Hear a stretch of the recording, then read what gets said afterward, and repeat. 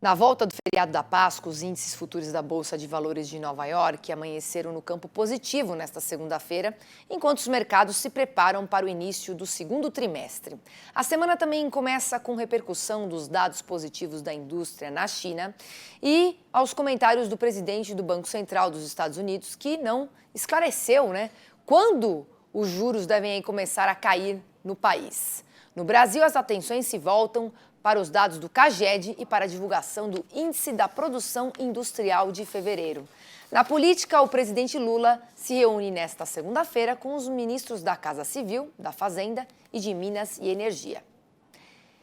E o principal índice da Bolsa de Valores brasileira registrou queda no primeiro trimestre de 2024. A pesquisa considerou os resultados de 41 bolsas de valores em todo o mundo e o Ibovespa foi o pior entre eles, com queda de 4,53% no acumulado do ano. O índice da Bolsa de Valores da Turquia liderou o ranking com valorização de 21,55% nos 3 primeiros meses do ano. Os dados são do site investing.com. Vamos ver então como está a cotação do dólar nesse momento aqui no nosso telão. Dólar comercial vende a R$ 5,03, com elevação de 0,48%. E o Ibovespa, temos aqui comercializado aos 128.447 pontos, com alta de 0,27%.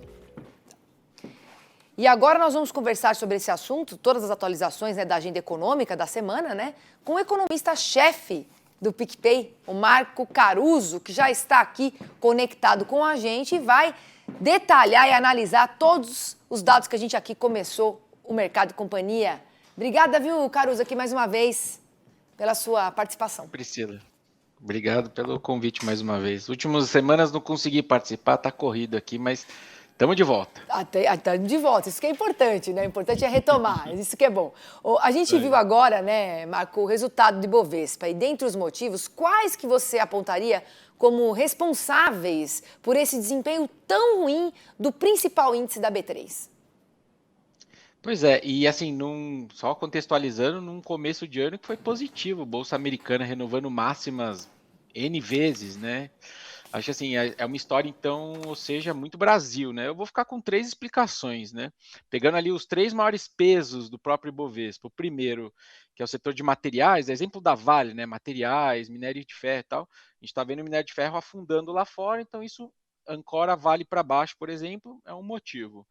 O segundo, a gente teve o resultado fraco do Banco Bradesco também nesse primeiro trimestre, e isso ancora bastante o setor financeiro, que na verdade ele é o maior peso, O segundo é materiais, então o resultado negativo do Bradesco ancorando bastante para baixo aí um setor bem importante, que é o financeiro. E o terceiro aí é um problema bem nosso, A gente tem, você vê que no ano o petróleo sobe, mas a gente tem a Petro não andando, Mesmo com o petróleo lá fora valorizando. E aí vem o risco de ingerência, Toda essa discussão, esse vai e vem, risco de ingerência do governo na estatal. Acho que esses 3 pontos já explica bem a gente ter ficado bem para trás num período que foi positivo para as bolsas globais. Tá certo, então explicado esses pontos aqui para a nossa audiência, eu queria que você me passasse os outros destaques da agenda econômica dessa semana, Marco. É uma semana, quer dizer, todas as semanas têm sido bem importantes aí, porque essa discussão de juros no mundo todo, o pessoal tem olhado com bastante carinho esses dados de curto prazo, mas essa semana a gente tem uma sequência de dados do mercado de trabalho dos Estados Unidos. O mercado de trabalho está super aquecido e, na verdade, é ele que tem atrasado qualquer tipo de corte de juros, Se a economia está forte, não tem muito por que você cortar juros, e o mercado de trabalho tem esse risco, de salários mais altos. Então, vale bem acompanhar isso para discutir juros. Fora isso, a gente tem algumas pesquisas bem importantes, qualitativas, com os setores lá industriais, serviços na China que está querendo retomar, então acho que é importante acompanhar. E aí, nesse contexto também de uma indústria mais forte, não só na China, mas no mundo inteiro, a gente está vendo uma retomada cíclica, como os economistas falam, da indústria global. A nossa produção industrial aqui talvez venha nessa esteira dessa melhora lá de fora. Então também tem produção industrial aqui, pode até vir negativa a nossa produção industrial, mas o ponto é que a atividade econômica brasileira teve um começo de ano bem positivo, e essa indústria pode até ficar perto do 0 a 0, mas a gente tem revisto meio que sistematicamente o nosso PIB para cima aqui, muito também porque esse mundo está um pouco melhor. Enfim, tem para todos os lados, tem Estados Unidos, tem China, tem Brasil, bastante coisa para a gente digerir nos próximos dias. E esse debate, né, dos cortes de juros nos Estados Unidos, ele tem oscilado bastante, né, e tem repercutido principalmente na força do dólar, que é um preço importante para o nosso produtor. Como é que você tem visto esse cenário hoje? Pois é, de fato, se a gente pega assim uma retrospectiva bem curta, né?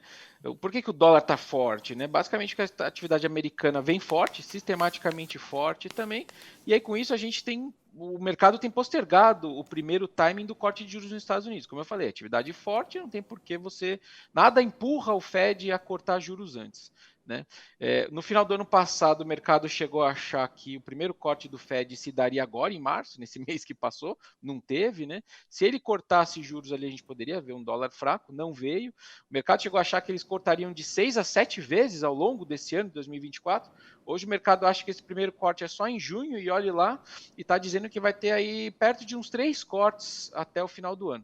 Se não corta juros, você também não tem muito espaço para um dólar mais fraco. Né? Hoje, como eu falei, como a economia americana está forte, se o Fed optar por cortar juros, vai ser muito mais por uma decisão, uma opção política dele, e não uma necessidade de cortes. Se ele fizesse isso, né, por uma opção e não por uma necessidade, a gente até poderia começar a ver o dólar mais fraco no segundo semestre.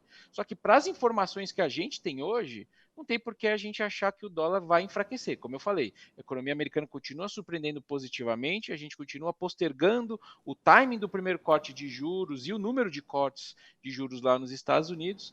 Então, foto da situação de hoje, para mim, ainda é de uma sustentação de dólar forte ao longo do ano. Tá certo. E um outro ponto, né, do cenário internacional, Marco, que impacta a gente diretamente, é a China. Então, como é que está a sua visão mais atual sobre o gigante asiático? Eu acho que China é um ponto bem positivo também. Não bem positivo, acho que eu exagerei. É um ponto positivo do cenário lá de fora. Né? Então, o ano passado foi bem complicado a história de China, né? O crescimento acabou ficando ali um pouco aquém do que eles gostariam. Mas para esse ano, de novo, o governo chinês se colocou uma meta de um crescimento de 5%. Que é muito mais. Hoje é uma meta muito mais ambiciosa se a gente considerar que se dá numa base mais forte que foi ano passado. Né? De qualquer forma, o governo tem se movimentado para isso. Eles têm dado um suporte fiscal, né? Então, os governos locais e o governo federal têm aumentado um pouco ali a injeção de liquidez. Eles já fizeram 2 cortes de juros que surpreenderam o mercado lá na China, então está vindo uma ajuda da parte política, tem vindo uma ajuda. Semana passada até o Xi Jinping chegou a se reunir com alguns CEOs importantes de empresas americanas, né, para dar um sinal forte de que ele está tentando realmente mudar um pouco essa visão do investidor estrangeiro que vem tirando dinheiro de lá por um tempo. Então, assim, no frigir dos ovos, eu acho que você ainda tem um risco importante do setor imobiliário chinês, que segura para baixo o PIB, mas a história desse ano, na minha visão, tem se mostrado um pouco melhor e com um pouco mais de apetite do governo chinês de parar de atrapalhar e até ajudar nessa recuperação deles. Perfeito, viu, Marco? Obrigada aqui pela sua análise nesse início de semana. Uma excelente semana para você. Até a próxima. Até a próxima, valeu, boa semana pra gente.